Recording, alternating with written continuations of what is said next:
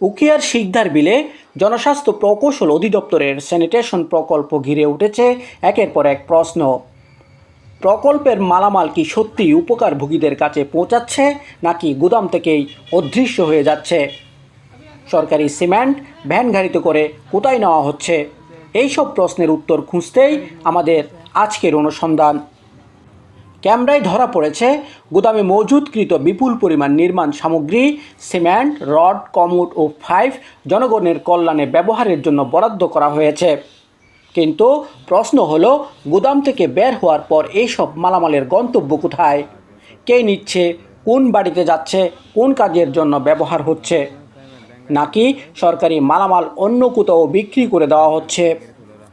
স্থানীয়দের অভিযোগ, প্রকল্পের মালামাল পরিবহনের নামে বিভিন্ন সময়ে ভ্যান গাড়িতে করে সিমেন্ট ও অন্যান্য সামগ্রী সরিয়ে নেওয়া হয়েছে, অথচ অনেক ক্ষেত্রেই সেই মালামালের প্রকৃত হিসাব পাওয়া যাচ্ছে না। আরও উদ্বেগের বিষয় হলো, স্টকে থাকা সিমেন্টের পরিমাণ নিয়েও দেখা দিয়েছে অসঙ্গতি।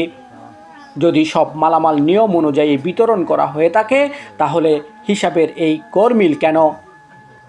সরকার কোটি কোটি টাকা ব্যয় করেছে মানুষের জীবনমান উন্নয়নের জন্য, কিন্তু সেই প্রকল্পের মালামাল যদি গুদাম থেকে বেরিয়ে অজানা গন্তব্যে চলে যায়, তাহলে এর দায়ভার কে নেবে? প্রকল্প সংশ্লিষ্টরা কি যথাযথ তদারকি করছেন, নাকি তদারকির আড়ালেই চলছে অন্য কোনো খেলা? আজ উখিয়াবাসী জানতে চাই, সরকারি মালামালের প্রতিটি বস্তা সিমেন্টের হিসেব কোথায়, কার হেফাজতে ছিল, কোথায় সরবরাহ করা হয়েছে? আর যদি কোনো অনিয়ম হয়ে থাকে, তাহলে কারা এর সঙ্গে জড়িত? অভিযোগের সত্যতা যাচাই ও প্রকৃত ঘটনা উদ্ঘাটনে প্রয়োজন স্বচ্ছ ও নিরপেক্ষ তদন্ত।